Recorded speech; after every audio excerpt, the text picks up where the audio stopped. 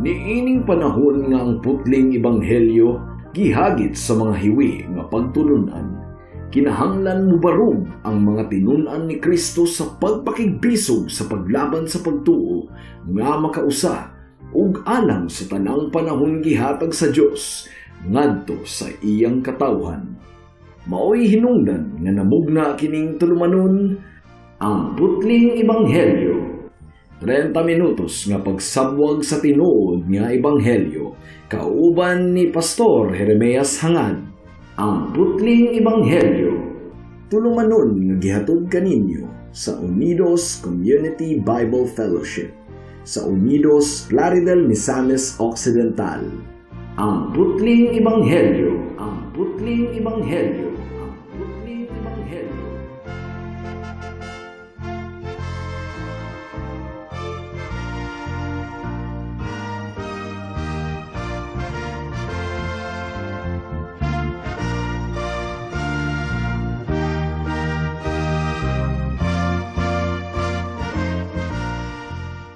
Mayong hapon, Unidos, Plaridel, Calamba, Baliangaw, sa Pangdalaga, Rizal, lupisay na og kutob sa tanang gidala sa Ginoo sa pagpaminaw niining atong programa nga giuluhan og ang putling ebanghelyo.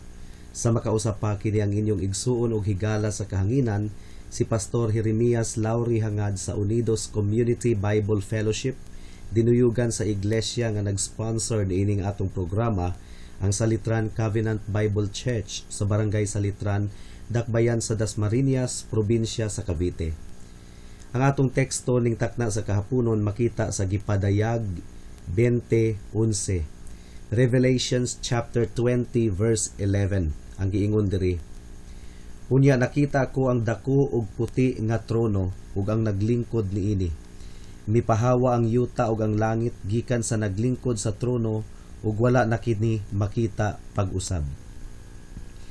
Daghan sa mga panan-awon nga nakita ni Juan lisod kaayong sabton. Daghang mga Kristohanon ang nagahina og taas nga panahon aron sabton ang mga panan-awon ni Juan sa libro sa Gipadayag. Well, masabtan nato sila kung ila kanang buhaton. At least luwas na ang ilang kalag tungod kay anaa naman sila kang Kristo. Apan kung adunay dili magtotoo nga magtuon sa Book of Revelation sa Biblia, wala kini pulos alang kaniya mga kahigalaan. What if masabtan nila ang tinuod nga meaning sa mga panan-awon ni Juan sa Book of Revelation?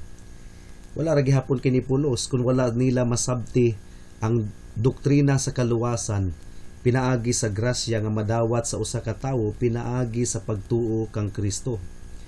Mas maayo pa kung mamalandong sila mahitungod sa kapasayloan sa sala pinaagi sa dugo ni Jesus. Mo kanay mas importante.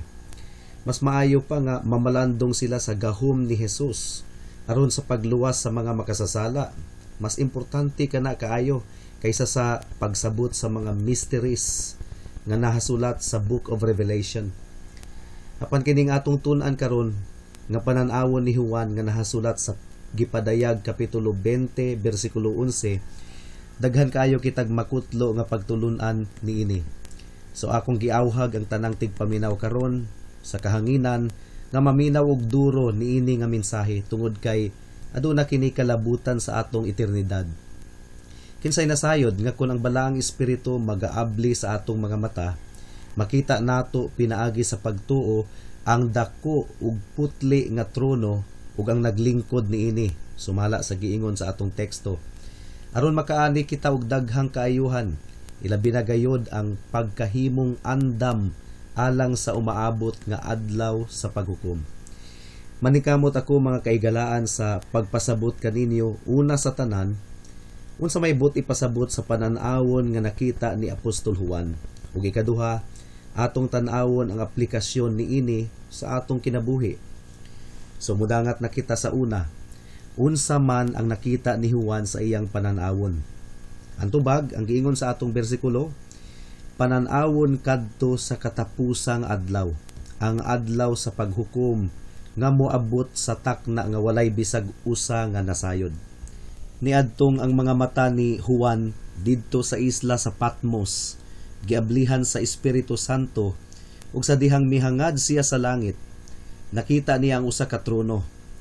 Alang kanako mga kahigalaan, nagpasabot kini nga adunay trono sa matarong nga gobyerno nga nagdumala ibabaw sa tanang mga katawhan. Ug ang naglingkod niini nagadumala sa tanang mga lumulupyo niining kalibutana.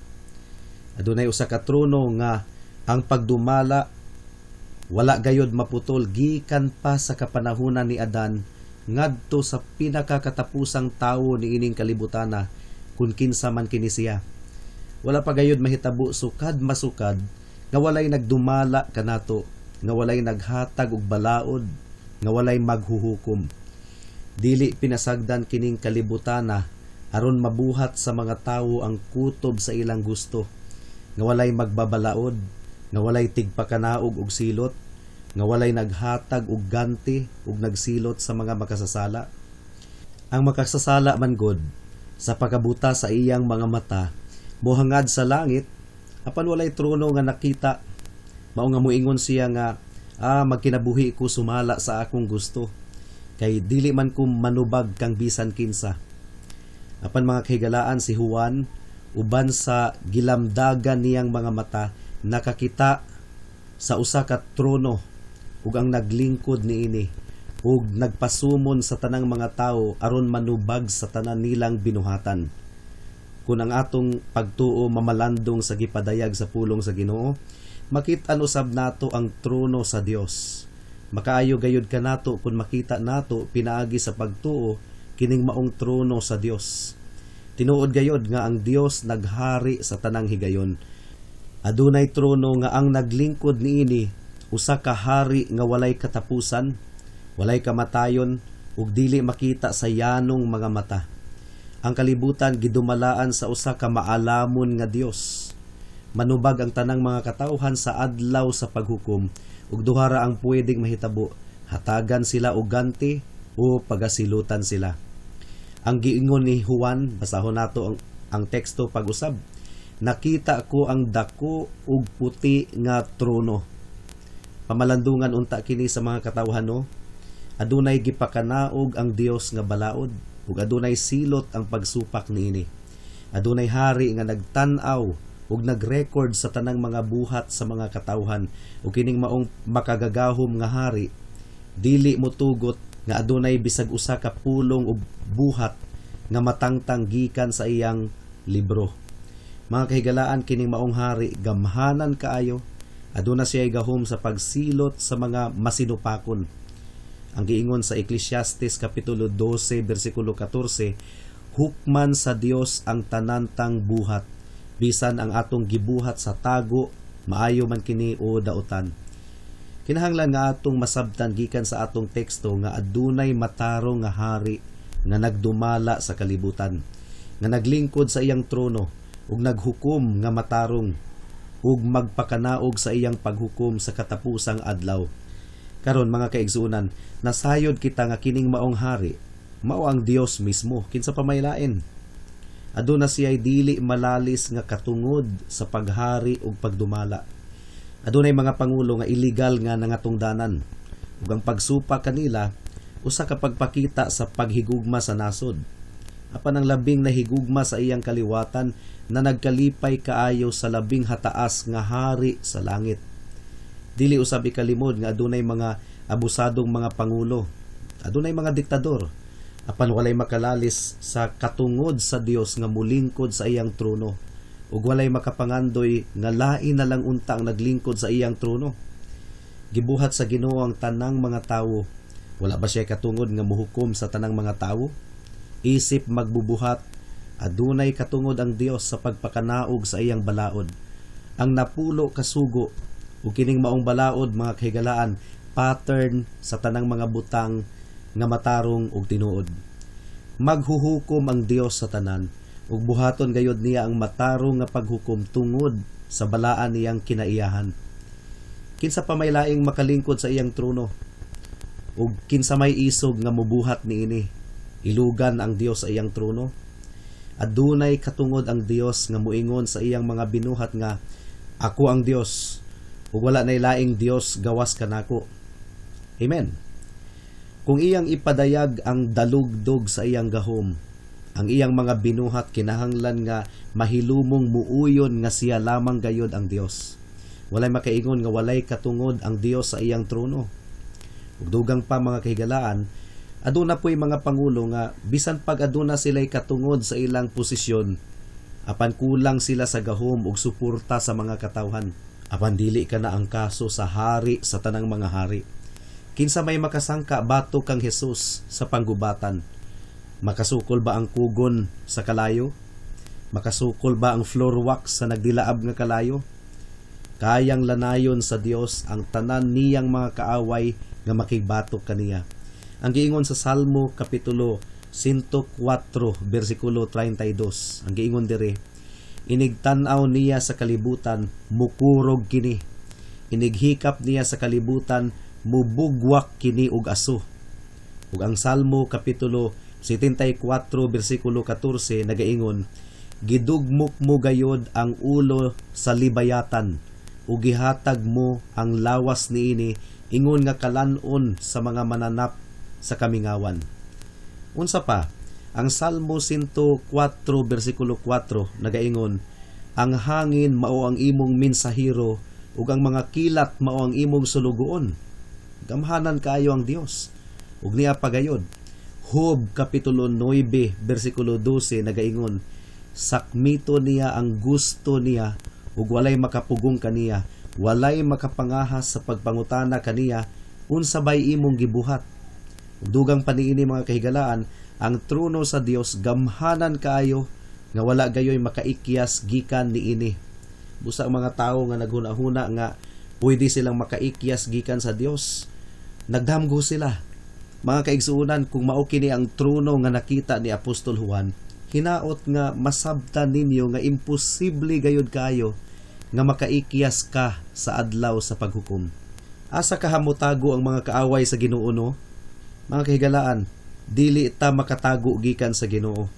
Ang mga kabungturan dili makatabon kanimo. Hinaot nga pamalandungan gayud nato kini uban sa dakong kahadlok.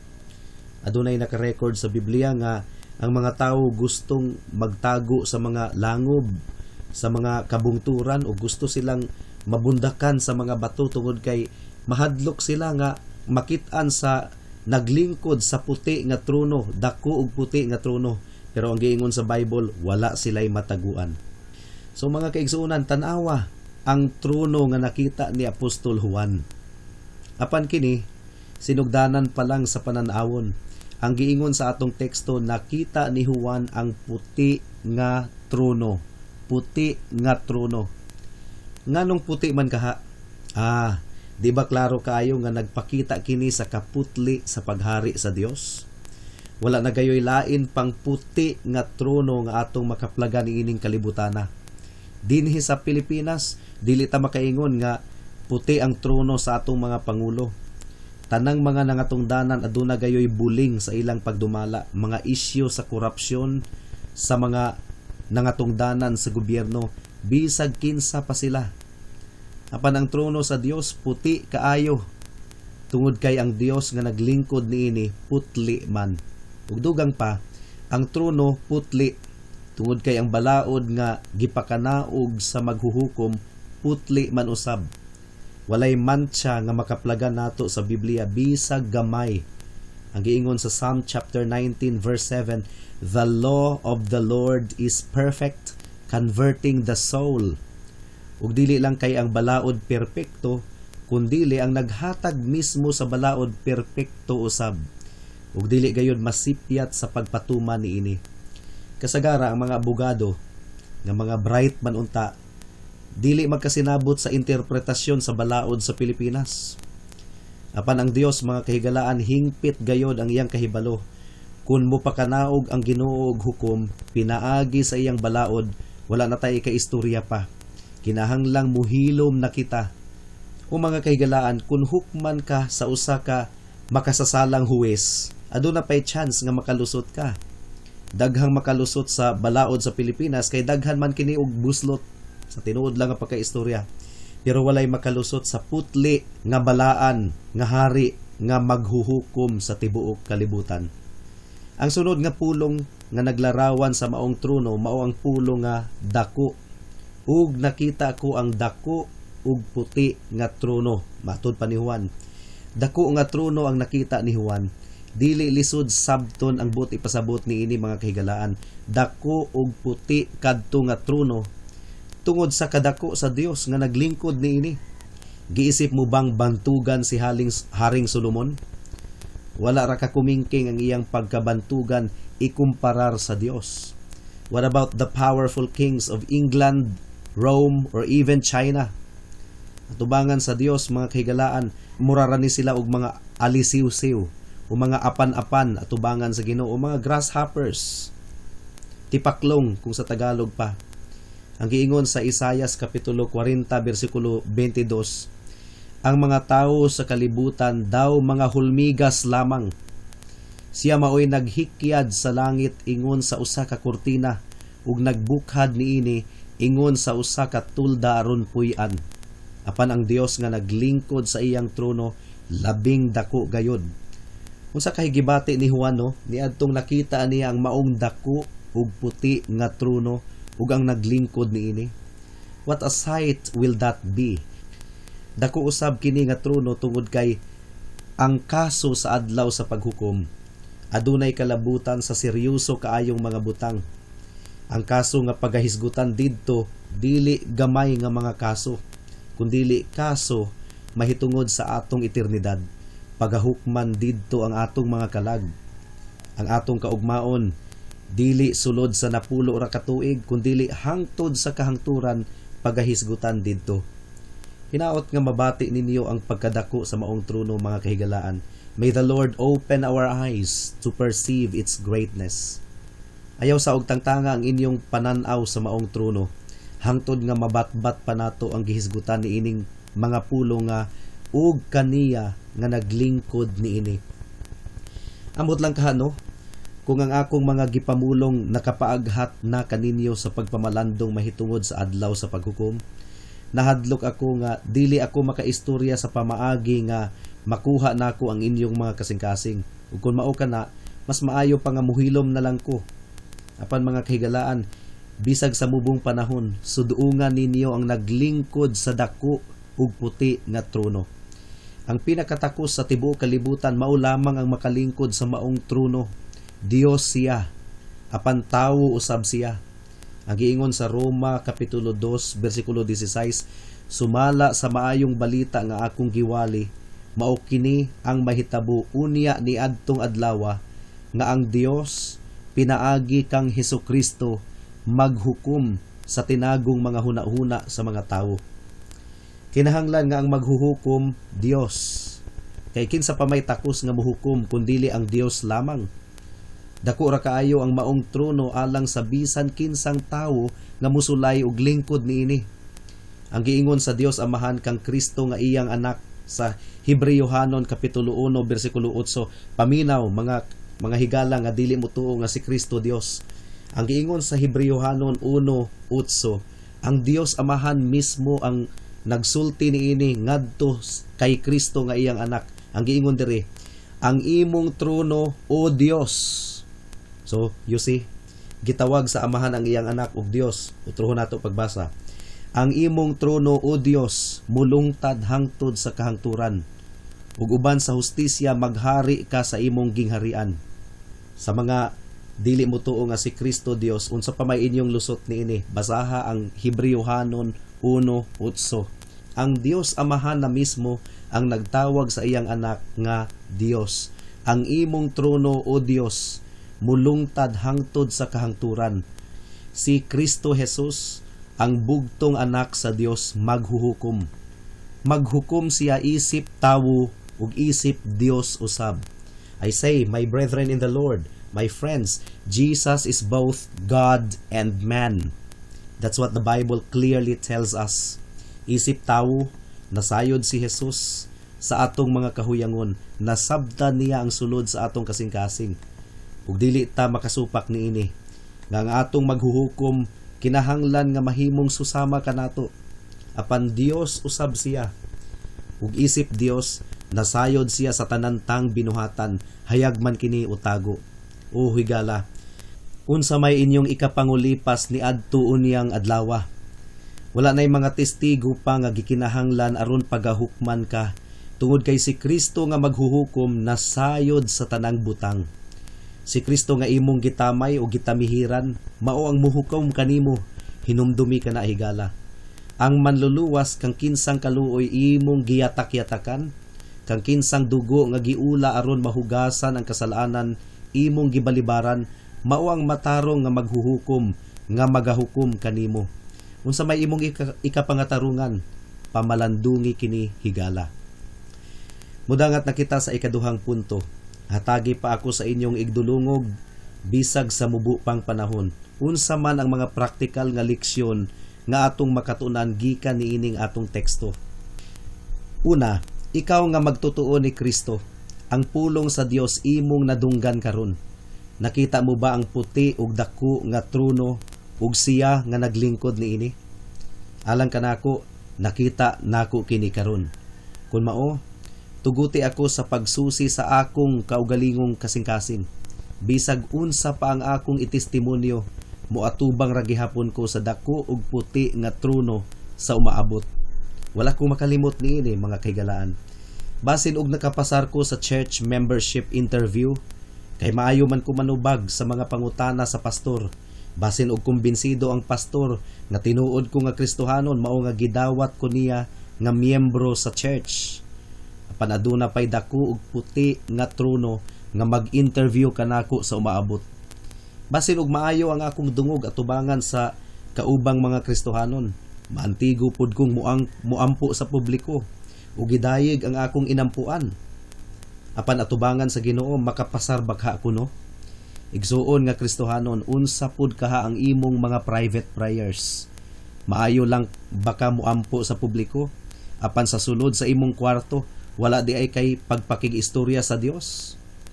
Bisag ang imong mga pag-ampo hukman ni adtong adlaw sa adlaw sa paghukom. Maantigo ka bang mubukhad sa Biblia sa publiko? Pero kumusta ang imong pagbukhad sa Biblia sulod sa imong kwarto? Ang imong pagkakristohanon ba pang public show lang?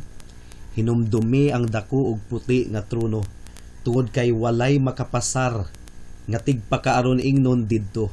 Timan-i ka na igsuon nga Kristohanon. Kumusta pod ang imong kasing-kasing ug ang sulod niini nga bahandi? Nagkinabuhi lang ba ikaw alang sa kwarta?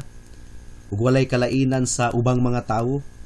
Ang imong kalipay ba kalibutanon nga kalipay? Mas mag-enjoy ka ba sa mga kahilayan apan sa pulong sa Ginoo ug sa pagsimba katulgon ka? Mas nahigugma ka sa kahilayan kaysa atong Ginoong Hesukristo? Taman ra ba sa ba ang imong pagtuo apan wala kini makasulod sa kasing-kasing? O pamalandungi ang dako ug puti nga trono. Nganuman, di ba adunay pipila kaninyo nga kun magwali ako og makatandog nga wali, mahadlok na nga maminaw pag-usab? Apan kung nahadlok kamo sa akong tingog, unsaon man ninyo sa pagpaminaw sa tingog sa Dios nga mura og dalugdog og liti ug makalilisan kaayo? Nangurog ka ba sa mga seryoso nga wali? Mas makakurog pagayod ang tingog sa maghuhukom nga naglingkod sa iyang dako ug puti nga trono. Unsa man, nagduda ka na ba karon sa imong pagkakristohanon? Unsa na lang kaha sa adlaw sa paghukom? Maantos ba nimo kining jutay nga self-examination or pagsusi sa kaugalingon? Unsaon man nimo sa paglahutay sa pagsusi sa Ginoo kanimo sa adlaw sa paghukom? Kung ang timbangan dinhi sa yuta nagpadayag kanimo nga kulang ug dili pasado, unsa na lang kaha ang sukdanan sa langit? Naghangyo ako kaninyo kauban nga mga magtotoo. Nakigistorya ako kaninyo sama sa akong pagpakigistorya usab sa akong kasing-kasing. Susiha ug hukmi ang inyong kaugalingon aron pagtino kung nagkinabuhi ba kamo diha sa pagtuo. Nahibalo na kamo nga si Kristo anaa kaninyo. Gawas ko napakyas gayod kamo. Mao kini ang giingon ni Pablo sa ikaduhang Korinto kapitulo 13 bersikulo 5. Karon nga nabungat ko na ang aplikasyon alang sa mga Kristohanon. Buot ko usab nga isulti kini sa matag usa kaninyo. Ibalibag ang pagpakaaron ingnon. Buot ka bang magpabautismo bisan og dili ka pa magtotoo? Aron lamang malipay ang imong mga ginikanan ug mga higala? pagbantay sa dako ug puti nga trono, ug pamalandungi kun unsay hitsura sa imong pag-insulto sa Ginoo niadto unyang adlaw sa paghukom. Kumbinsido ka ba nga magsulob og sapot sa relihiyon tungod kay makatabang kini sa imong negosyo or makapahumot kini sa imong dungog atubangan sa mga tawo? Pagbantay, ikaw nga tigpakaaron ingnon, pagbantay sa dako ug puti nga trono. Apan aduna pagayo pipila kaninyo nga nagaingon nga wala man ko'y relihiyon, kanang relihiyon alang lang na sa mga dali mailad. Pero bisan pa ni ana, sir, ma'am, kung kinsa ka man, nakig-istorya gihapon kanimo ang pulong sa Ginoo. Ang tanan nimong mga tinagong kasalanan sigurado gayod nga i-expose sa Dios sa adlaw sa paghukom. Kamo nga mga secret sinners, unsay inyong hunahuna niini? Kamo nga nahigugma sa kahilayan diri sa kalibutan. Ang makagagahom nga maghuhukom nakakita gayod og nakadungog sa tanan ninyong mga sikritong mga binuhatan. Ug mga tarungan, ikaw dugay raman to kaayo. Alang kanimo dugay ra to, pero sa notebook sa Ginoo labas pa kaayo kadto. O mga tigpaminaw karon, gihangyo ko kamo nga mamalandong sa inyong mga buhat uban sa pagtan-aw sa adlaw sa paghukom. Kanang paghubog-hubog, pagpamalikas, pagpamakak, pagpangawat ug kasina nimo karon, unsa kay hitsura ana no sa adlaw nga i-expose ka ng tanan sa Ginoo? Kanang tinago nimong mga kaulag, pagtan-aw og mga bastos nga mga salida nga wala gayoy nasayod bisag usa, unsa kay hitsura ana no kun i-expose na sa Ginoo sa adlaw sa paghukom? Gihangyo ko kamo mga anak, mga manghod nga maantigong musukol sa inyong mga ginikanan, pamalandungi ang dako ug puti nga trono sa Dios nga maghuhukom. Sa matag tubag-tubag nimo ug supak nimo sa imong nanay ug tatay, adunay nagtan-aw nga Dios nga hari sa tanan. Sa katapusan, alang kanatong tanan, andam na ba kita nga moatubang sa Dios sa adlaw sa paghukom? Daghan pa unta ko og isulti kaninyo karon apan kulang na kita sa oras. Pero kung karong taknaa mo tingog na ang trompeta, unsaon man nimo sa pag-atubang sa maghuhukom? Pananglitan og madunggan nimo karong taknaa ang tingog sa Dios nga muingon, dali nga ri aron pagahukman ko ikaw. Di ba ka magdali-dali ka og tago? Asa man ka mo tago higala? O pamalandungi kini mga kahigalaan, kinsa ba kaninyo ang makaantos sa walay katapusan nga kalayo? Kung kahibalo lang ko, kun karong simanahan na ikaw mamatay, maningkamot gayod ako nga magpabilin sa imong tapad aron hangyoon ka nga maghinulsol sa imong kasalanan ug mudangop kang Hesus, ingon nga bugtong Dios ug manluluwas. Si Hesus ang maghuhukom, apan siya usab ang manluluwas karon. Mianhi siya sa kalibutan aron sa pagpangita sa mga nangawala. Nagaanto siya og gilansang didto sa krus, giula niya ang iyang dugo aron sa paghugas ug aron sa kapasayloan sa tanang kasalanan. Namatay siya apan nabanhaw pagkahuman sa tulo ka adlaw ug karon naglingkod sa tuo sa Ginoo ug nangaliyupo alang sa iyang mga katawhan. Mubalik siya sa katapusang adlaw aron sa paghukom sa tanang katawhan. Apan karon higala, nagtanyag pa siya sa kapasayloan ug grasya sa kaluwasan kanimo. Kung ikaw maghinulsol sa imong sala ug mudangop kaniya, dili kaniya balibaran kung mudangop lang ikaw kaniya. Iyang giingon sa Juan kapitulo 6 bersikulo 37, ang tanang mudangop kanako dili ko gayod isalikway. Higala, mubalik si Kristo, pangandam karon. Karon na ang insaktong oras alang sa kaluwasan. Ang mga pultahan sa kaluoy dili pa sirado. Ang imong mga sala mapasaylo pa. Nag-imbitar pa kanimo si Jesus karon, dangop kanako, duol kanako, ug luwason ko kamo. O hinaot nga ang balaang espiritu maghatag og kinabuhi niining uyamot kong mga pulong. Hinaot nga tabangan kamo sa Dios sa pagduol ngadto kaniya karon. Ang pagduol kaniya mao ang pagsalig kang Kristo. Undangin na og salig ang imong kaugalingon, ibalhin ang imong pagsalig kaniya nga bugtong Dios ug manluluwas. Hangtod din hilang kita taman sa atong pagtuon karong taknaa, tungod kay wala na kitay oras pa. Sa makausap pa, giimbitar ko kamo sa pagtambong sa atong panimbahon ugmang adlaw, adlawng Domingo, adlaw nga igpapahulay, alas 2 sa hapon sa panimalay ni Winstro Hangad sa Unidos. Daghang salamat. Alang sa dugang nga mga pangutana, mahimong mo text kang Pastor Jeremias Hangad sa 0935 744 3030.